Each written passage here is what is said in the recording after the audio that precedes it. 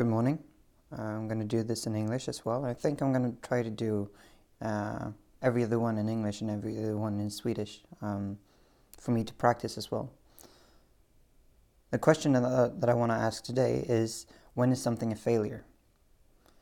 And that comes from various different things, but mainly a comment that I got yesterday. I'm involved in a project called, or a soon-to-be company called Emprogage. We were invited to Singularity University in Copenhagen to do a workshop, and afterwards it was a pretty chaotic workshop. It was very quick. We only had an hour and wanted to cover a lot of things. It was good. We all had fun. And afterwards I told one of the hosts and the participants from our group, I said, "Good job."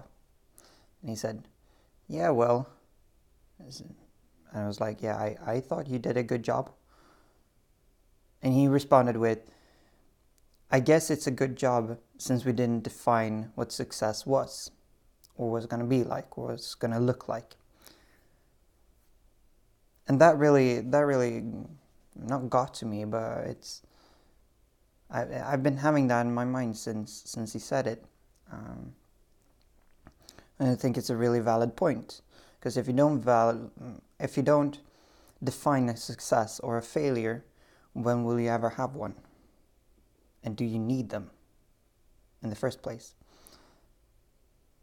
And so I was looking through my memories on Facebook this morning, and I saw a video that I did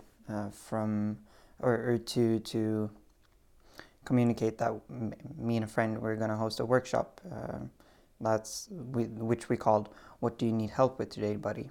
And that's been coming up in our conversations lately, since the two "What Do You Need Help With Today, Buddy?" workshops that we held last spring were the worst ones we've ever held.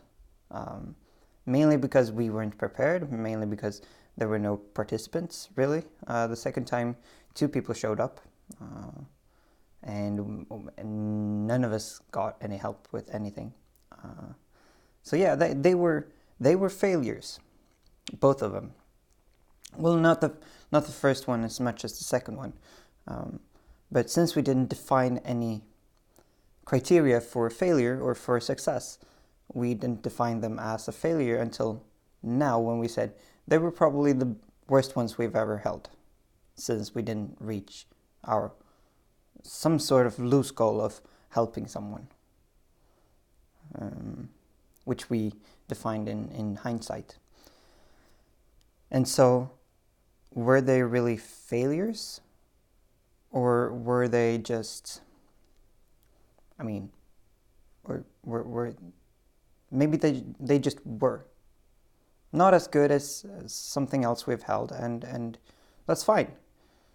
I'm super fine with it. We learned a ton of things when we did them, and that's what I think is the most important part.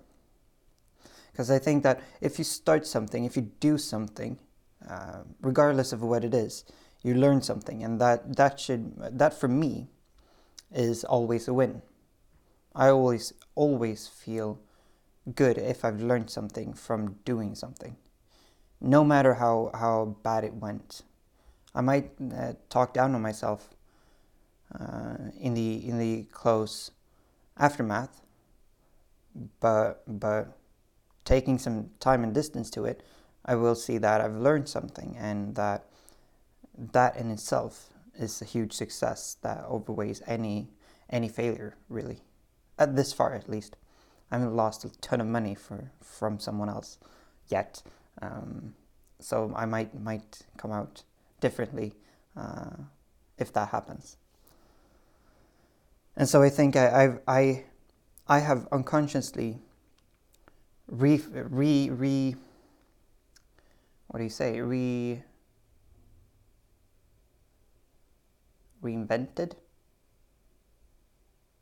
recalibrated the words or the meaning of failure and a win for myself to be put in a position where I always come out